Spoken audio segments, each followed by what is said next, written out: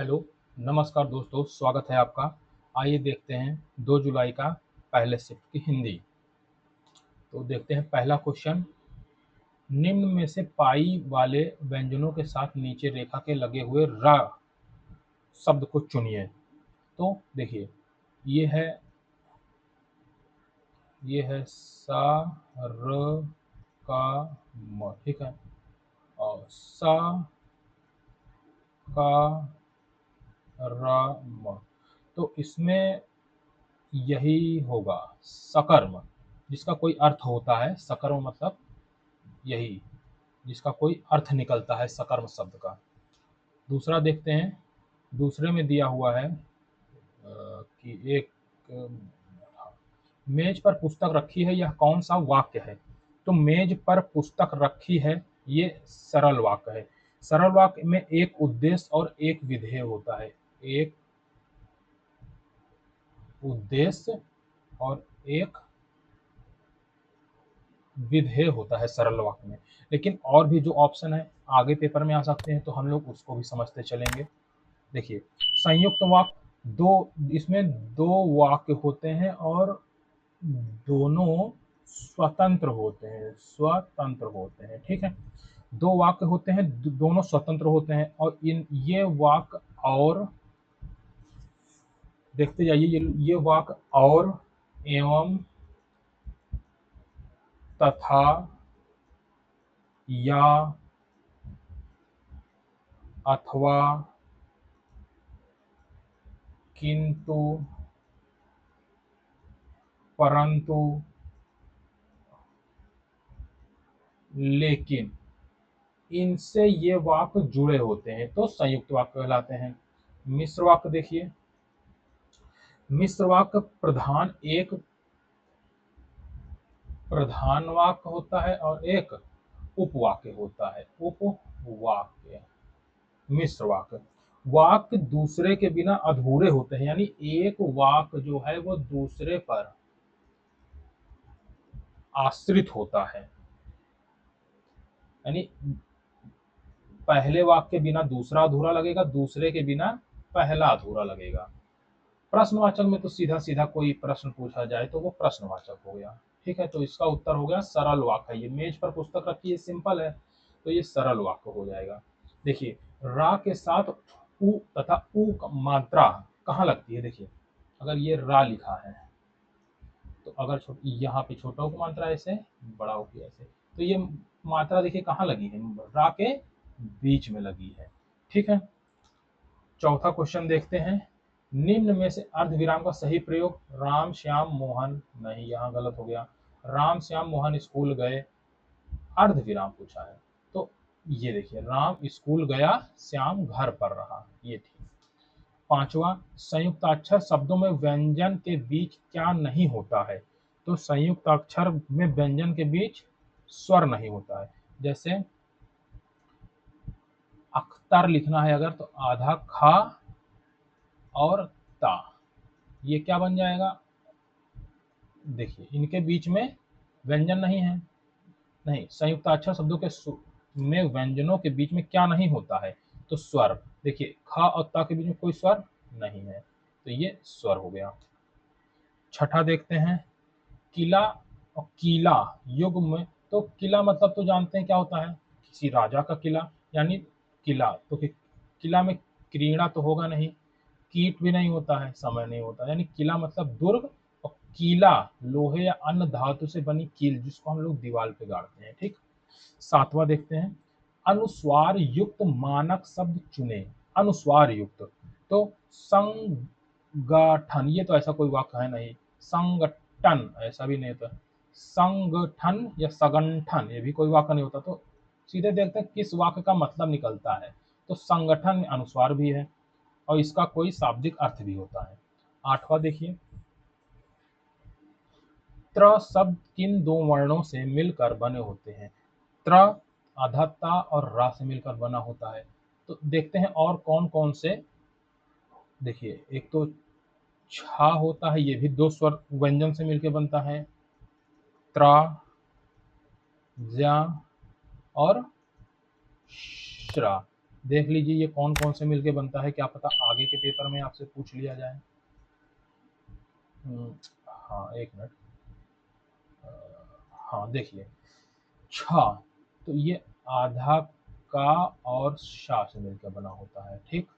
और त्र आधा ता और रा से मिलकर बना होता है, जो ये क्वेश्चन में ही पूछा है। ये ज्या, ज्ञा नहीं पढ़ते इसको, ज्या यानी आधा जा और इया इससे मिलके बना होता है।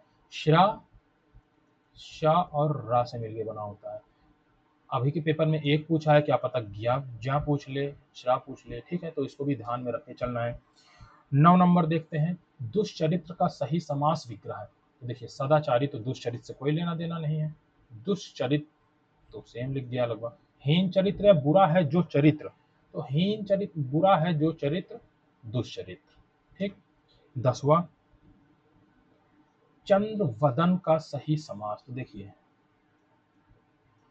चंद्र जो लिखा है वही लिखते हैं, ठीक है।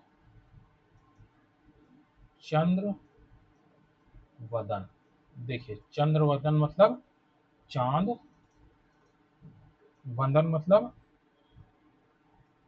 मुख, तो यानी चांद के जैसा जिसका मुख उसको चंद्र वदन, तो चांद सा मुख। देखिए और निह धन चल, निश्चल, निश्चल ही होगा, निह और चल, यानी जब भी इसके बाद में चा आएगा तो ये हमेशा आधे शा में बदल जाएगा। तो देखिए नी हलंत को ये आधा शा बन गया, और चल जो है ये ऐसा ही लिख गया, तो सी नंबर सही होगा इसका। ध्यान पूर्वक, यह शब्द किस क्रिया विशेषण का उदाहरण है? ध्यान पूर्वक, ध्यान पूर्वक में कोई काल तो बता नहीं रहा है, परिमाण भी नहीं, स्थान भी नहीं, तो रीति बता रहा है, इसका तरीका कि ध्यान से। 13 लिखा है, उचित विराम चिन्ह लगाइए, मुझे आम सेब केला और अंगूर पसंद हैं। तो देखिए मुझे आम कॉमा सेब कॉमा केला और अंगूर, तो हाँ यही सही हो जाएगा। 14, निम्नलिखित में संबंध बोधक अव्यय को पहचानिए। संबंध बोधक अव्यय क्योंकि नहीं है, आवश्यक नहीं, सच की ओर, ये है संबंध बोधक। क्योंकि क्या है? क्योंकि है समुच्चय, समुच्चय बोधक, समुच्चय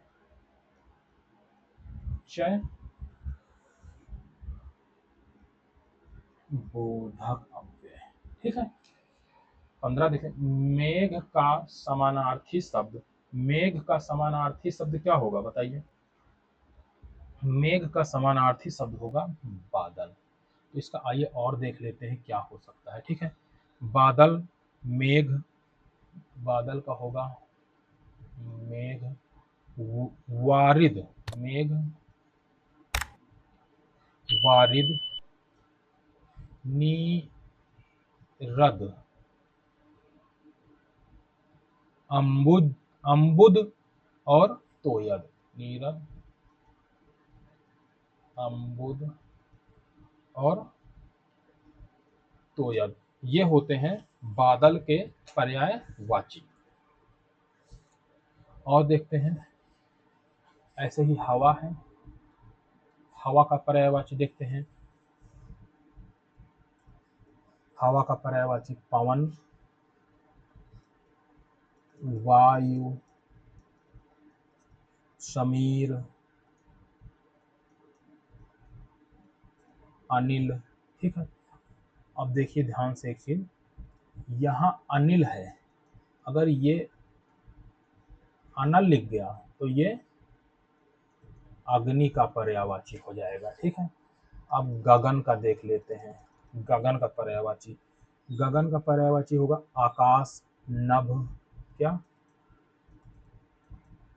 आकाश, नभ, व्योम, अंबर, शून्य। ऐसे ही पानी का देख लेते हैं, जल, नीर, देखिए जल, नीर, वारी, अम्बु, तोय। अब एक बात ध्यान में रखनी है हमको, देखिए बादल,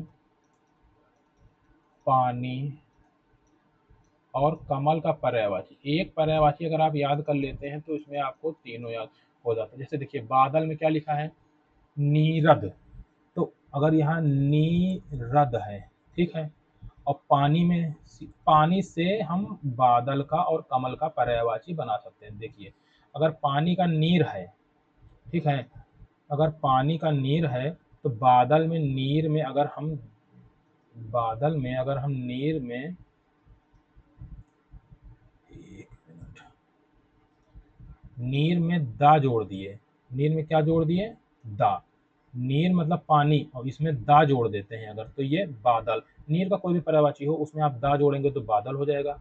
और कमल देखिए नीर और जा, ये पानी है और ये जा मतलब जन्म लेने वाला, तो नीर और नीरज, ठीक है।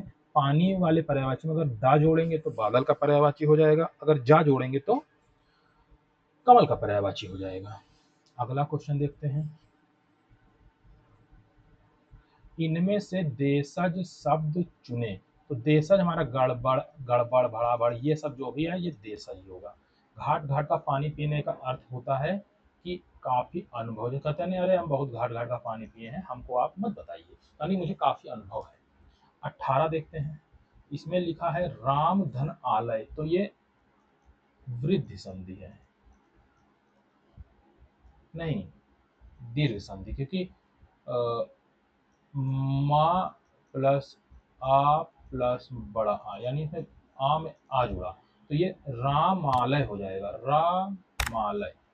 अगर यहाँ पर ये होता हलंत तो हमारा ये सही होता, लेकिन ये सही नहीं होगा। उसका सिर खुजलाता है, ये कौन सी क्रिया है, उसका सिर खुजलाता है, ये अकर्मक क्रिया है, इसमें कोई भी कर्म नहीं है, तो ये हमेशा अकर्मक क्रिया होगी। लेकिन अगर लिखा होता उसका की जगह वह सिर खुजलाता है, तब ये सकर्मक हो जाएगी, खुजलाने के लिए उसके पास सिर होगा, तब ये सकर्मक हो जाएगी। उसका सिर खुजलाता है अब अकर्मक है।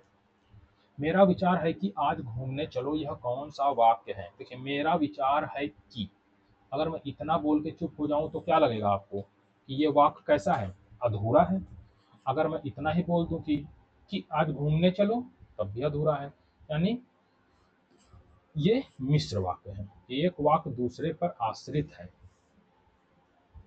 एक वाक्य दूसरे पर आश्रित है।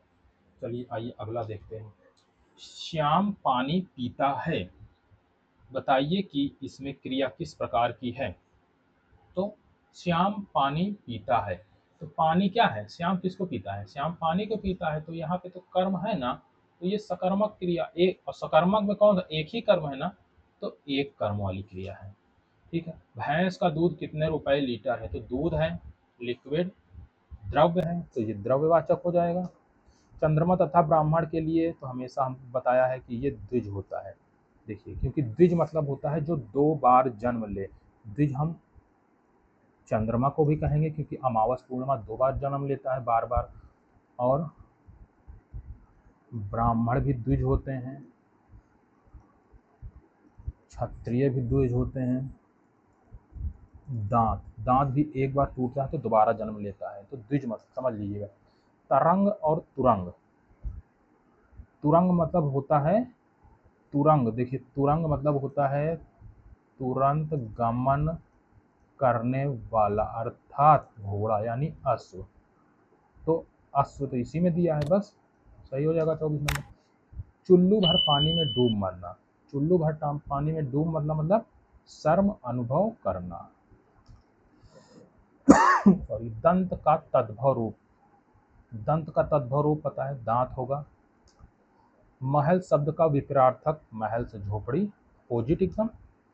ये देखिए लिखा है पैराग्राफ, वास्तव में उत्तराखंड में जिसे एपड़ कहते हैं, वास्तव में उत्तराखंड में जिसे एपड़ कहते हैं उसे ही राजस्थान में मांडवा, गुजरात में सतिया, महाराष्ट्र में रंगोली, बिहार में अरिपन, मध्य प्रदेश और उत्तर प्रदेश में चौकर, चौक पूर्णा, दक्षिण भारत में कोलम के नाम से जाना जाता है। ये रंगोली चित्रकला सभी किसी विशेष मांगलिक अवसरों पर बनाए जाते हैं। कलाओं का यह अद्भुत अद्भुत संसार हमारी संस्कृति की पहचान है। पर हम यह भी जानते हैं कि हिंदुस्तानी कला जितनी हिंदुस्तान में दिखाई पड़ती है, इससे कहीं अधिक उसके बाहर भी है।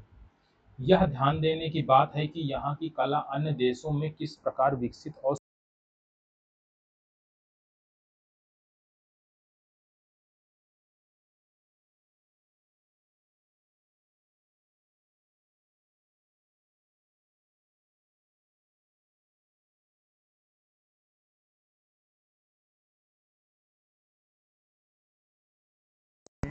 बौद्ध धर्म के साथ साथ मध्य एशिया, चीन और जापान तक जाना चाहिए।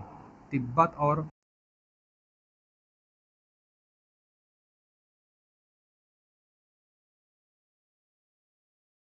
सौंदर्य पेश करते हुए हमें इसे देखना चाहिए।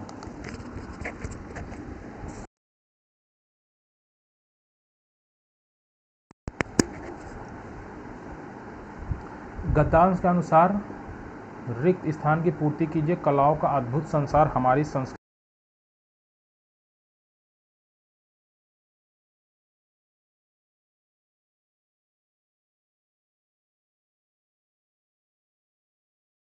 उत्तराखंड के एपड़ को उत्तर प्रदेश में चौकपूर्णा कहा था, ये भी देखा गया था। गद्यांश के अनुसार